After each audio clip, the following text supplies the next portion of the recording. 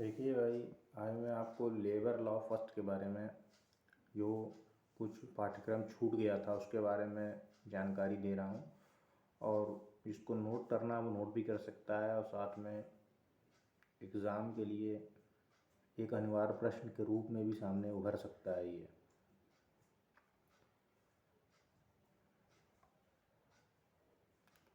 Good morning all of you.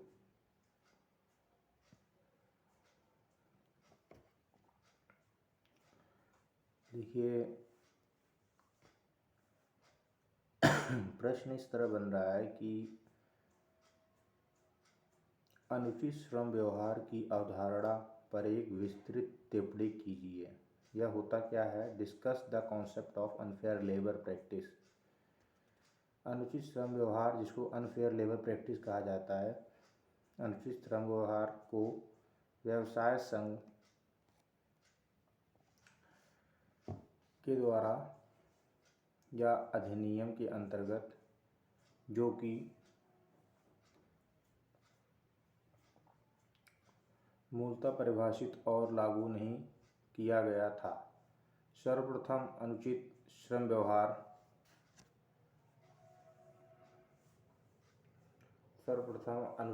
व्यवहार जो कि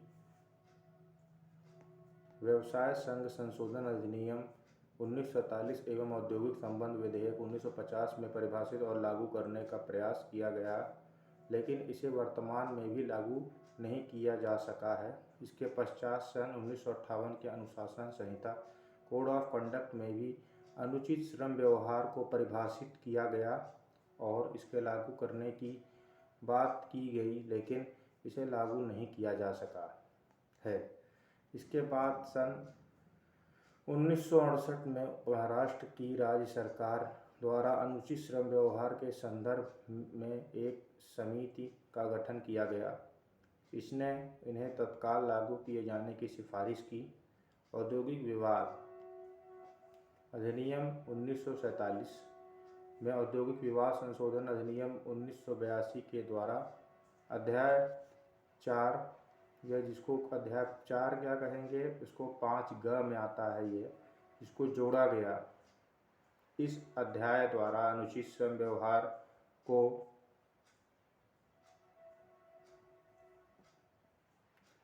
प्रताड़ित किया गया है और इसमें से यह कहा जा सकता है कि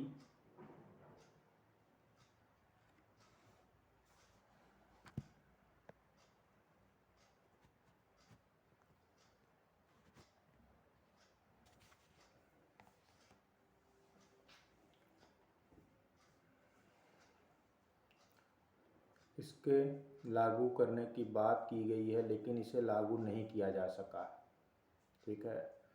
इसके बाद सन 1968 में महाराष्ट्र की राज्य सरकार द्वारा अनुचित श्रम व्यवहार के संदर्भ में एक समिति का गठन किया गया। इसने इन्हें तत्काल लागू किए जाने की सिफारिश की है। औद्योगिक विवाद अधिनियम 1947 में औद्योगिक विवाद संशोधन अधिनियम 1982 के द्वारा अध्याय 5 में जोड़ा गया था। इस अध्याय द्वारा अनुचित श्रम व्यवहार को प्रतिशोधित किया गया। इस अध्याय के अंतर्गत समाहित धारा 25 न के अंतर्गत यह प्रावधानित किया गया है कि नियोजक, कर्मकार अथवा व्यवसाय संघ इनमें से कोई भी, चाहे इस व्यवसाय संघ अधिनियम 1926 के अधीन पंजीकृत है अथवा नहीं, अनुचित श्रम व्यवहार नहीं करेगा। अधिनियम की धारा 25 पर अनुचित श्रम व्यवहार के कृत्य के किए जाने की दशा में दंड का प्रावधान करती है।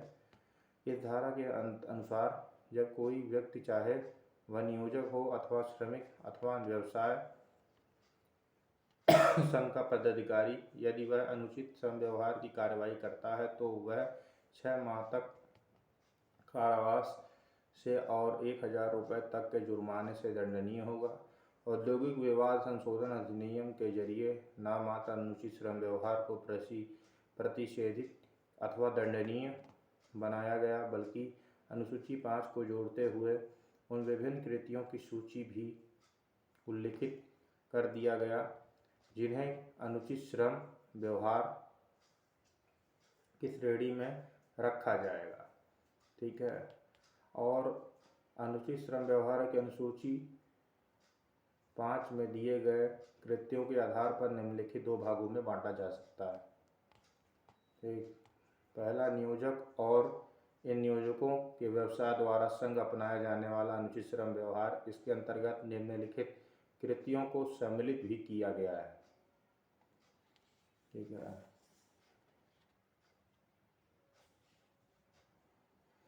ये इसमें पहला ये है कि नियोजकों द्वारा यह धमकी कर्मकार को देना कि यदि वह किसी व्यवसाय संघ में सम्मिलित होगा तो उसे सेवा मुक्त या पदयुक्त कर दिया जाएगा।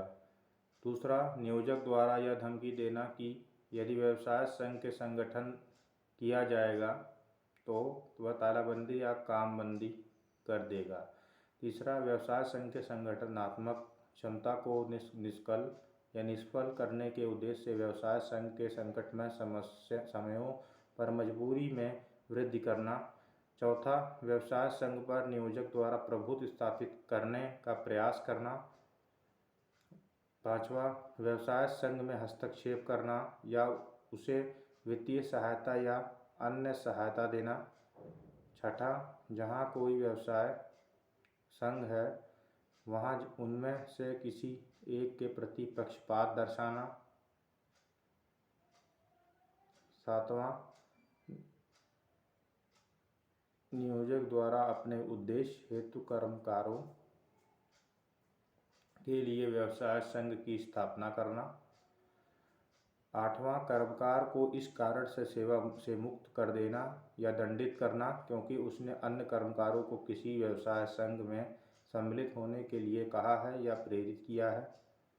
नौवां, नियोजक द्वारा कर्मकार को इसलिए सेवा मुक्त कर देना क्योंकि वह हड़ताल अधिनियम के अधीन वैध हड़ताल में सम्मिलित हुआ है। 10वां, कोई कर्मकार वरिष्ठ है और उसकी वरिष्ठता को इसलिए परिवर्तित कर दिया जाता है क्योंकि उसके व्यवसाय संघ के साथ संबंध है। 11वां, किसी कर्मकार को मात्र उस उद्देश्य से प्रोन्नति प्रदान करना कि अन्य कर्मकार उससे विदेश करें जिससे परिणाम स्वरूप व्यवसाय संघ की ताकत घटे।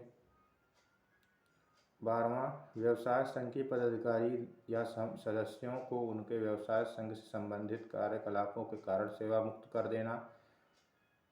13वां, नियोजक द्वारा अपने अधिकारों का प्रयोग करते हुए कर्मकारों को असद्भावपूर्वक मिथ्या साक्ष्य के आधार पर मिथ्या आरोप लगाते हुए किसी कृत्य में फंसाना और नैसर्गिक न्याय के सिद्धांतों की अवहेलना करते हुए दंडित करना। 14वां, किसी कर्मकार को एक स्थान से दूसरे स्थान पर असद्भावपूर्वक प्रबंध नीति जिसे हम कहते हैं का अनुसरण करने के बहाने स्थानांतरित करना। 15वां, योग्यता को ध्यान में रखे बिना किसी कर्मकार को एक समूह का पक्ष लेना और दूसरे समूह का नहीं। 16वां, किसी की अस्थायी नियुक्ति उस उद्देश्य से करना ताकि वह स्थायी कर्मकार की भांति हैसियत और विशेषाधिकार का प्रयोग न कर सके। 17वां, किसी औद्योगिक विवाद में यदि कोई कर्मकार नियोजक के विरुद्ध साक्ष्य देता है तो उसके विरुद्ध भेदभावपूर्ण व्यवहार करना। 19वां,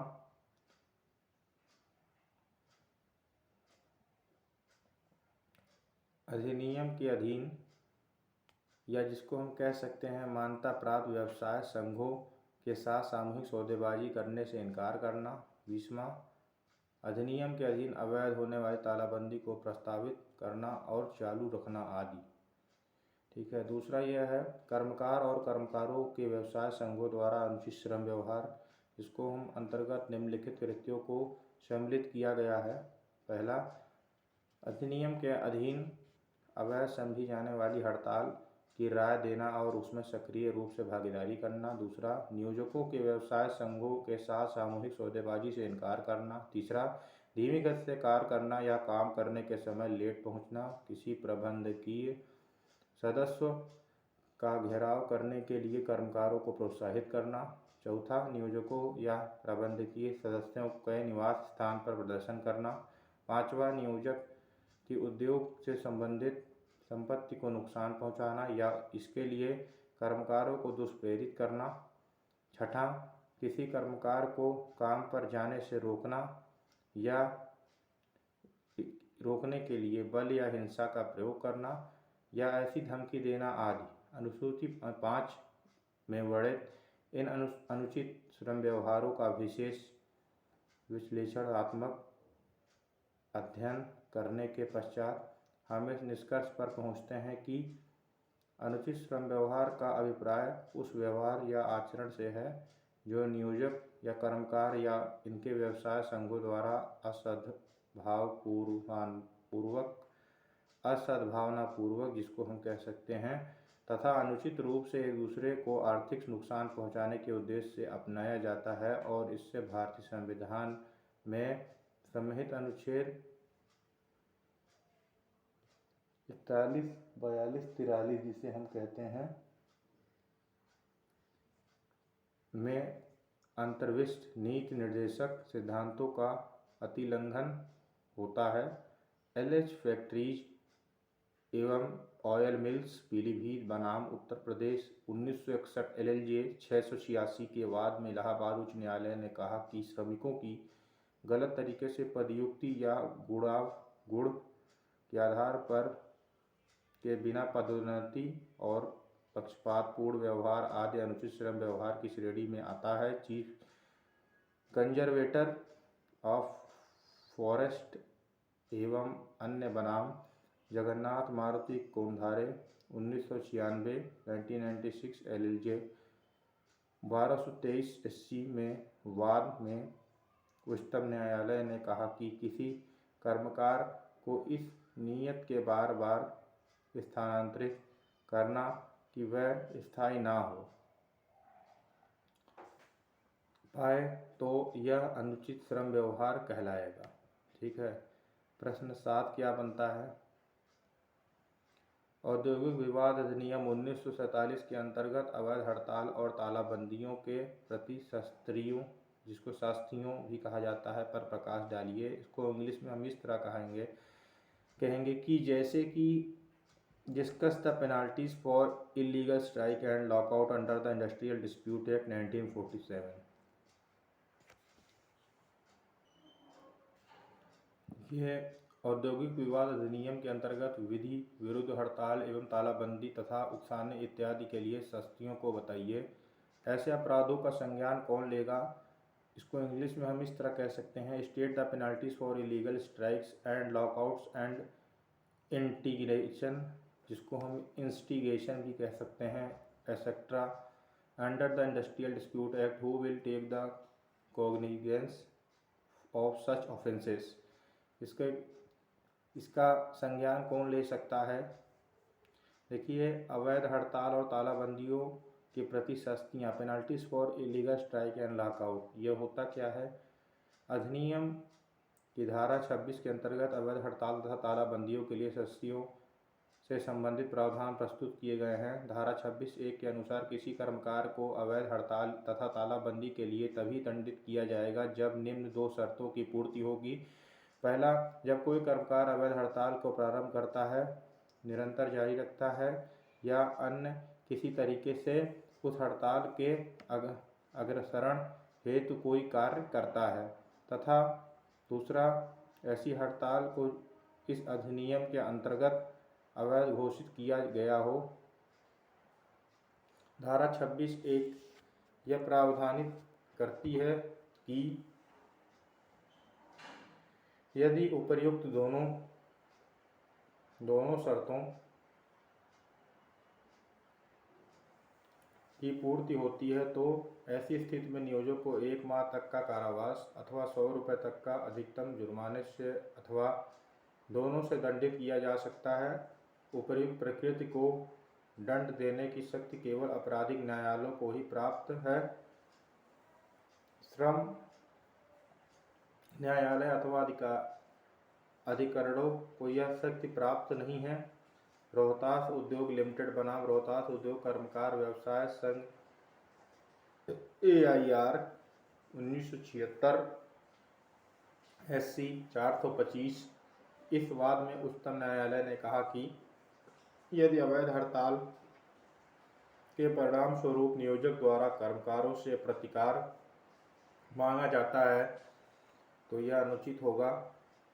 दूसरा, कर्मकारों को उकसाने के लिए सस्ती अधिनियम की धारा 27 यह प्रावधानित करती है कि यदि कोई व्यक्ति कर्मकारों को अवैध हड़ताल या तालाबंदी में भाग लेने के लिए या उसके अग्रसरण के लिए उकसाता है अथवा उन्हें उद्दीपित करता है तो ऐसा व्यक्ति धारा 27 के अंतर्गत दोषी माना जाएगा तथा उसे 6 माह की कारावास या 1000 रुपये तक के जुर्माने अथवा दोनों से दंडित किया जा सकता है।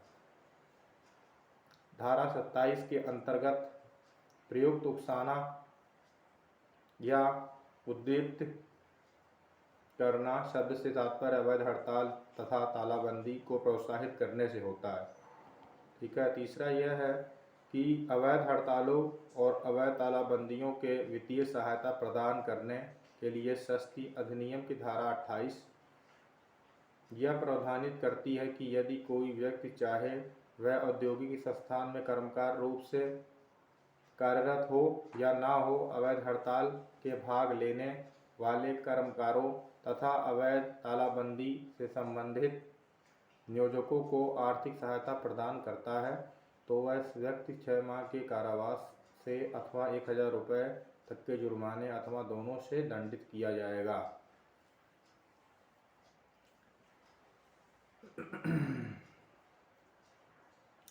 अधिनियम की धारा 28 के अंतर्गत किसी अजनबी व्यक्ति को तभी दंडित किया जाएगा जब निम्न तथ्यों को साबित कर दिया जाए। पहला, अजनबी व्यक्ति द्वारा जिस हड़ताल एवं तालाबंदी को आर्थिक सहायता प्रदान की गई है वह अवैध हो। दूसरा, अजनबी व्यक्ति को इस तथ्य की जानकारी होनी चाहिए कि वह हड़ताल एवं तालाबंदी अवैध है। तीसरा, अजनबी व्यक्ति ने अवैध हड़ताल अथवा तालाबंदी के संचालन हेतु अथवा उसको अग्रसरी जिसको हम कहते हैं करने के लिए धनराशि खर्च की हो तब यह हो सकता है। या फिर चौथा, निपटारा या पंचाट भंग करने के संबंध में सस्ती अधिनियम की धारा 29 के अंतर्गत निपटारा अथवा पंचाट भंग करने वाले व्यक्ति को दंडित करने से संबंधित प्रावधान किया गया था इसको, लेकिन धारा 29 के अंतर्गत किसी व्यक्ति को दोष सिद्ध तभी किया जाएगा जब निम्न तथ्यों की पूर्ति हो जाएगी हो। ठीक है। पहला, पंचाट या निपटारे का अस्तित्व में होना आवश्यक है। दूसरा, ऐसा पंचाट अथवा निपटारा वैध होना चाहिए। ठीक है। तीसरा, ऐसा पंचाट या निपटारा अभियुक्त के लिए बाध्यकारी होना चाहिए। चौथा, अभियुक्त द्वारा पंचाट या निपटारे को भंग किया गया हो। पांचवा, पंचाट या निपटारे को भंग करने से संबंधित शिकायत समुचित सरकार ने न्यायालय को प्रस्तुत की है। इस प्रकार जब उपर्युक्त तथ्यों को साबित कर दिया जाता है तो अभियुक्त को 6 माह के कारावास से अथवा 200 रुपये तक के जुर्माने से दंडित किया जा सकता है। पांचवा, गोपनीय सूचना प्रकट करने के लिए सस्ती धारा 30 यह प्रावधानित करती है कि यदि कोई व्यक्ति ऐसी गोपनीय सूचनाओं को प्रकट करता है जिनके बारे में उपबंध यह प्रावधानित करती है कि यदि कोई व्यक्ति ऐसी गोपनीय सूचनाओं को प्रकट करता है जिनके बारे में उपबंध धारा 29 के अंतर्गत किया गया है तो ऐसे 6 माह तक का कारावास या 1000 रुपये तक के जुर्माने या दोनों से दंडित किया जा सकता है।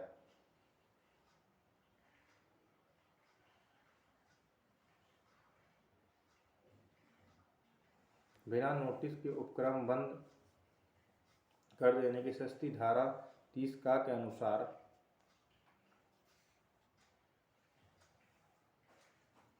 यदि कोई नियोजनात्मक अधिनियम की धारा 25 का के अंतर्गत जो उपबंध विहित किए जाने हैं उनका अनुपालन किए बिना उपक्रम को बंद कर देता है तो उसे 6 माह तक के कारावास अथवा 5000 रुपये तक के जुर्माने यह दोनों हो ही सकते हैं। ठीक है। के जुर्माने दोनों से दंडित किया जा सकता है वह व्यक्ति। सातवां, अन्य अपराधों के लिए सस्ती धारा 31(1) यह प्रावधानित करती है कि यदि कोई नियोजक धारा 33 के अंतर्गत वर्णित उपबंधों का उल्लंघन करता है तो उसे 6 माह तक के कारावास अथवा 1,000 रुपये तक के आर्थिक दंड या दोनों से दंडित किया जा सकेगा। धारा 32(2), जिसको हम कहते हैं 31(2), 32(2) नहीं होता है, 31(2) होता है। यह प्रावधान करती है कि यदि कोई व्यक्ति अधिनियम के अंतर्गत विहित प्रावधानों का उल्लंघन करता है अथवा अधिनियम के अंतर्गत बनाए गए नियमों का उल्लंघन करता है तो ऐसे व्यक्ति को 1,000 रुपये तक के जो आर्थिक दंड से दंडित किया जा सकेगा, बशर्ते कि ऐसे अपराध के लिए अधिनियम में किसी अन्य दंड का प्रावधान न किया गया हो।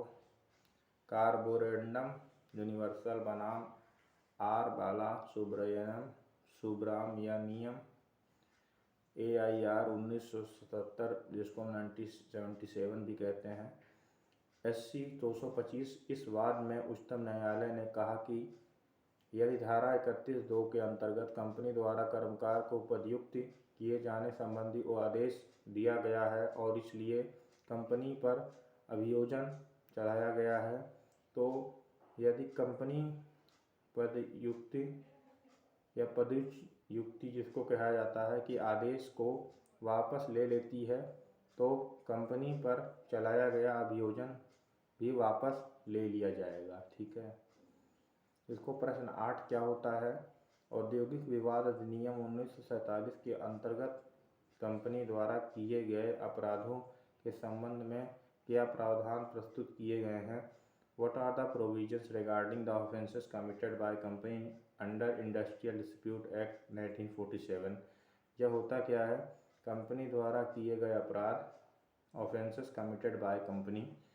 यह होता क्या है? अधिनियम की धारा 32 यह प्रावधानित करती है कि जब कोई अपराध मुख्य रूप से कंपनी द्वारा किया जाता है या किसी अन्य निगमित निकाय अथवा व्यक्तियों के एक समूह द्वारा किया जाता है, तो इसके लिए न केवल कंपनी अथवा निकाय बल्कि प्रत्येक निदेशक, प्रबंधक अथवा प्रबंध से संबंधित कोई अन्य व्यक्ति भी जिम्मेदार हो सकेगा। इसके लिए अभियोजन पक्ष को मात्र यह साबित करना होगा कि वैध पंचाट अस्तित्व में है और जिसे क्रियान्वित नहीं किया गया है, और जिन व्यक्तियों द्वारा क्रियान्वयन नहीं किया गया है वे व्यक्ति कंपनी से किसी भांति संबंध हैं।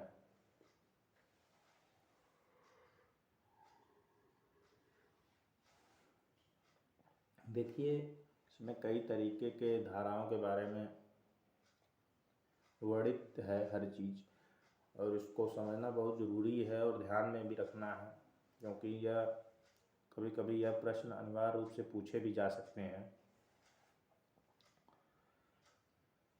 देखिए, किसी कर्मकार की सेवा दशाओं आदि का अपरिवर्तित रहना। अधिनियम की धारा 33 ऐसे कर्मकारों को संरक्षण प्रदान करती है जिन्हें नियोजकों द्वारा दंडित किया जाता है। ठीक है। अधिनियम की धारा 33(1) यह प्रावधानित करती है कि जब किसी कर्मकार के विरुद्ध कार्यवाहियाँ श्रम न्यायालयों अथवा औद्योगिक अधिकरण में लंबित है तो ऐसी किसी भी कर्मकार की सेवा दशाओं में कार्यवाही के लंबित रहने के दौरान परिवर्तन नहीं किया जाएगा और न ही उन्हें सेवा मुक्ति अथवा दंडित किया जा सकेगा। ये कार्यवाहियाँ निम्नवत हैं।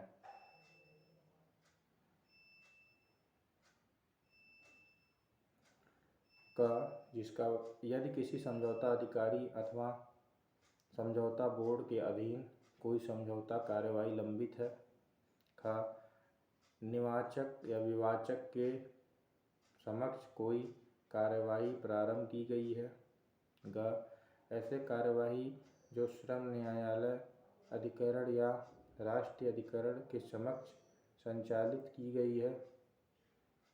जब औद्योगिक विवाद के संबंध में उपर्युक्त कार्यवाही किसी श्रम न्यायालय अथवा औद्योगिक अधिकरण में लंबित है तो उस दौरान नियोजक संबंधित न्यायालय के बिना स्पष्ट लिखित अनुमति के निम्नलिखित में से कोई कार्य नहीं करेगा। पहला, कार्यवाही के प्रारंभ होने के पश्चात एवं कार्यवाही के समापन होने के पहले विवाद से संबंधित कर्मकार की सेवा की शर्तों में परिवर्तन नहीं किया जा सकेगा। अथवा दूसरा, ऐसे कर्मकार को न तो पदयुक्त किया जा सकेगा और न ही दंडित किया जा सकेगा। अधिनियम की धारा 33(1) के अनुसार किसी कर्मकार को ऐसे संरक्षण तभी प्रदान किया जाएगा जब निम्न शर्तों का पालन किया गया हो। पहला, औद्योगिक विवाद से संबंधित कोई कार्यवाही न्यायाधिकरण के समक्ष लंबित होनी चाहिए। दूसरा, ऐसा कर्मकार अधिनियम की धारा 2 के अंतर्गत कर्मकार की परिभाषा के अंतर्गत आता हो। तीसरा, कर्मकार की उन सेवा शर्तों पर विपरीत प्रभाव डालने वाला परिवर्तन नियोजक द्वारा किया जाना हो और कार्यवाही प्रारंभ होने से तुरंत पहले कर्मकार को प्रभावी थी। चौथा, नियोजक द्वारा किए जाने वाला परिवर्तन न्यायाधिकरण के समक्ष जो विवाद लंबित है उससे संबंधित होना चाहिए। ठीक है। पांचवा, प्राधिकारियों की स्पष्ट लिखित अनुमति के बिना वह कार्यवाही की गई हो। छठवां, ऐसा परिवर्तन कर्मकारों को हित में न होकर बल्कि उनके हितों में विरुद्ध होना चाहिए। अधिनियम की धारा 33(2) के प्रावधानित करती है कि जब किसी औद्योगिक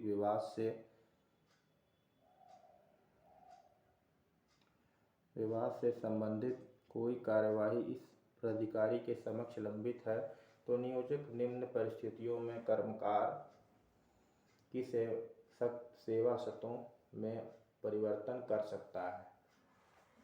ठीक है। ये कुछ अनिवार्य प्रश्न भी बन चुके हैं इसके लिए, जो कि पूरी तरीके से आपको तैयार करना है।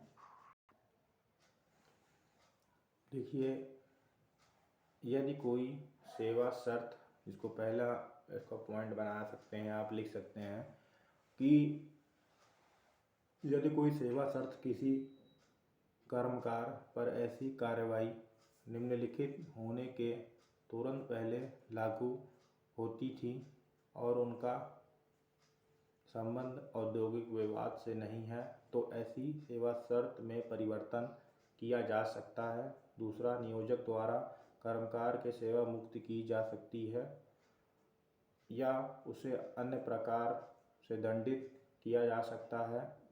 यदि कोई आचार औद्योगिक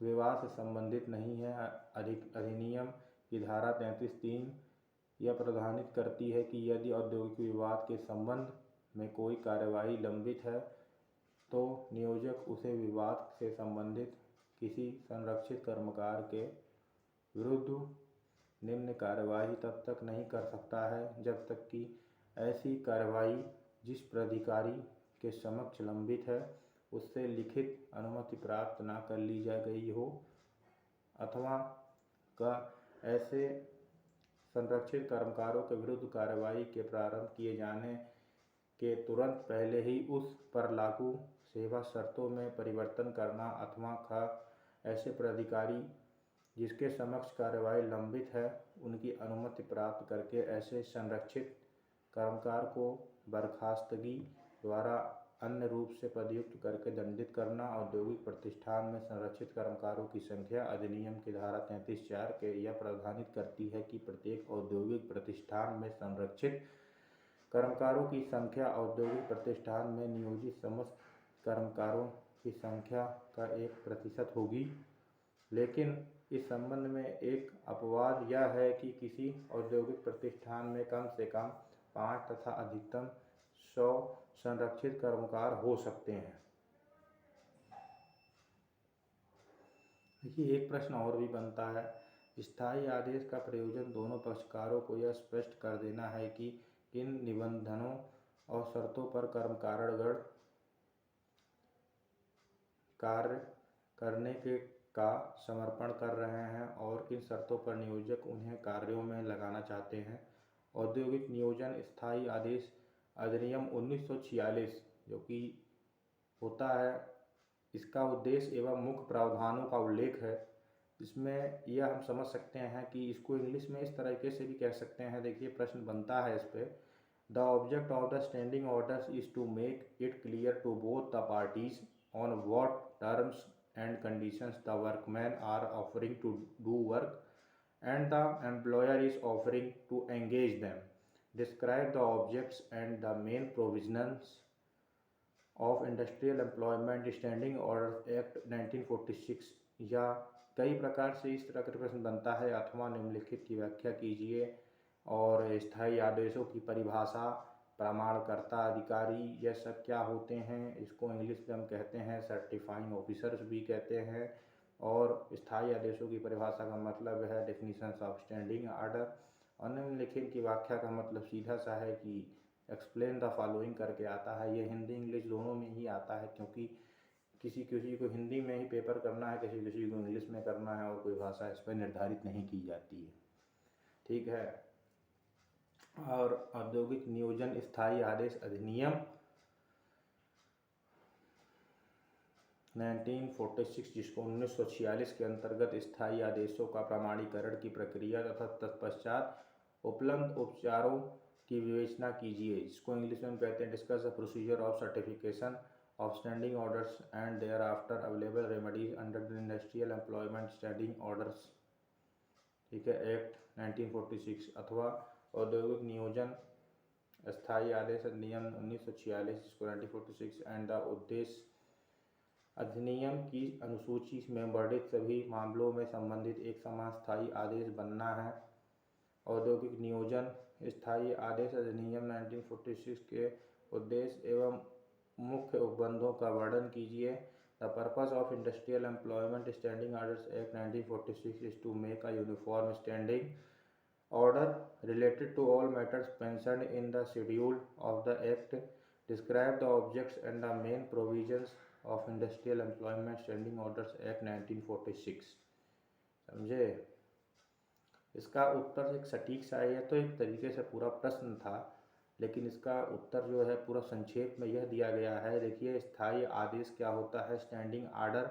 स्टैंडिंग आर्डर का मतलब सीधा यह है कि औद्योगिक नियोजन स्थायी आदेश अधिनियम 1946 की धारा 2 में स्थायी आदेश को बतलाया गया है। इससे अभिप्राय यह अधिनियम की अधिसूचना में दिए गए मामलों से संबंधित नियमावली से हैं, अर्थात स्थायी आदेश शब्द से तात्पर्य इस अधिनियम की अनुसूची में वर्णित मामलों के संबंध में नियमावली से हैं।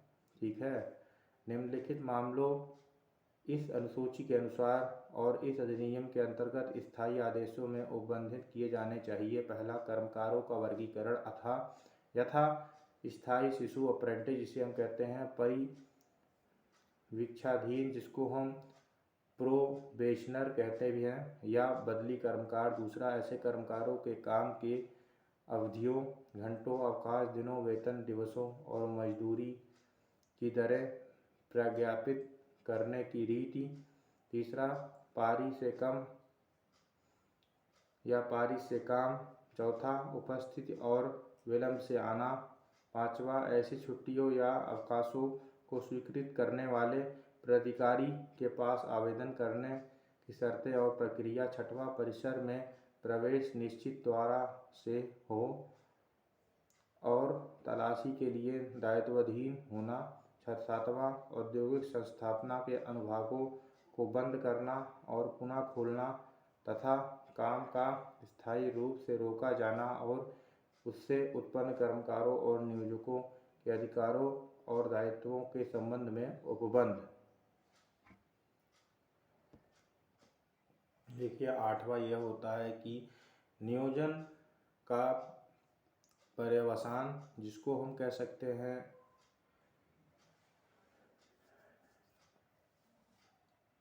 या नियोजक और कर्मकारों द्वारा एतद विषयक नोटिस का दिया जाना। यह होता क्या है, पहले तो यह समझना बहुत ही जरूरी है।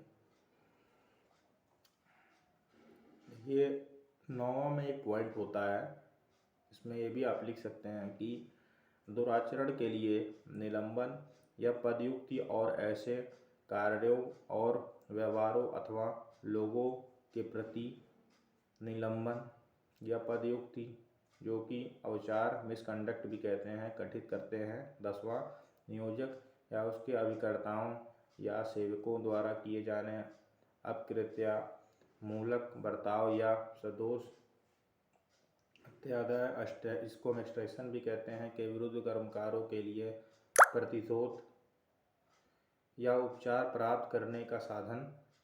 11वां, कोई अन्य मामले जो कि विहित किए जाएं।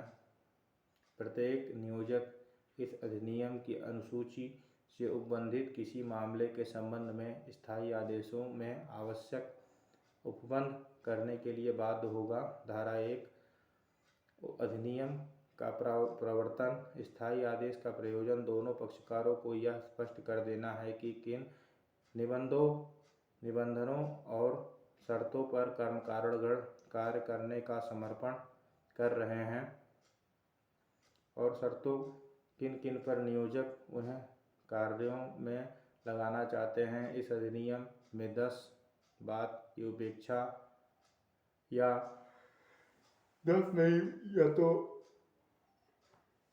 इस बात की उपेक्षा भी की गई है कि नियोजक अपने संस्थानों में सेवा की शर्तों को स्पष्ट परिभाषित करे और उन्हें लिखित रूप से प्रदान करे तथा उनके लिए यह भी आवश्यक है उन शर्तों को अनावश्यक औद्योगिक विवादों से बचाने के लिए अनिवार्य रूप में प्रमाणित भी करा ले। औद्योगिक प्रतिष्ठानों में स्थायी आदेशों का अभाव अन्य प्रबंध तथा कर्मचारियों के बीच विवाद का प्रधान कारण रहा है। इस विषय में त्रिपक्षीय सेवा या श्रम सम्मेलनों में काफ़ी विचार विमर्श किया गया। अतः औद्योगिक नौकरी स्थायी आदेश अधिनियम 1946 केंद्र विधायकों द्वारा पारित किया गया था। इसका उद्देश्य औद्योगिक प्रतिष्ठानों के नियोक्ताओं की नौकरी की शर्तों का सही विवरण देना था, उनके स्वरूप से श्रमिकों को अवगत कराने को बाध्य करना है। औद्योगिक नौकरी स्थायी आदेश अधिनियम के उद्देश्य पत्र में कहा गया था कि इसका उद्देश्य सेवा की शर्तों का सही वर्णन तथा उसका श्रमिकों को यथेष्ट ज्ञान औद्योगिक विवादों की संख्या में कमी करने में सहायक होता है। स्थायी आदेश अधिनियम की व्यवस्थाओं के अनुसार जिस तारीख से यह अधिनियम किसी औद्योगिक प्रतिष्ठान में लागू होता है उसके 6 मास की अवधि के भीतर नियोक्ता को स्थायी आदेश का उल्लेख तैयारी करना होता है और उसे सर्टिफाइंग ऑफिसर के समक्ष प्रस्तुत में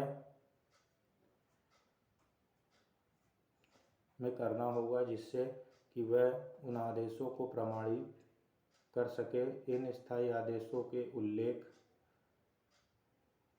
में वे सभी विषय सम्मिलित किया जाना चाहिए जिनका उल्लेख अधिनियम की अनुसूची में किया गया है। ठीक है।